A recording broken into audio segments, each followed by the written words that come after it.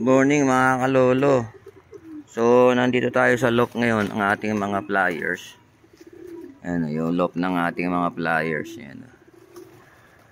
So nagtry lang ako magbigay ng ipil-ipil sa mga pliers natin. Ang purpose ko nito is para i-cleansing sila. Kasi nabasa ko pagdating sa mga hayop, parang pampurga sa kanila or pang cleansing. Tinry ko lang para obserbahan sila kung ano magiging reaction sa kanila ng ipil. First time ko silang pakainin ito. Tinry ko lang kung pwede sa kalapati to.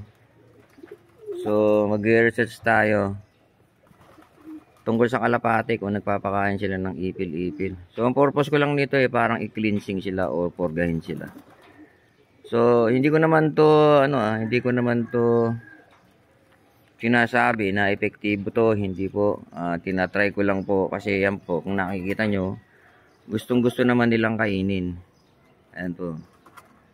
Binigyan ko sila ngayon. Ngayon is February 3. February 3 po, yun, birthday ni Lolo, February 3. So yun ang ating loop. Ayan yan ang ating loop. Medyo mataas siya. So tinry ko lang kung ano magiging benepisyo sa kanilang ipil-ipil. So yun gustong gusto din nilang kainin. Ayan hanggang dito na lang.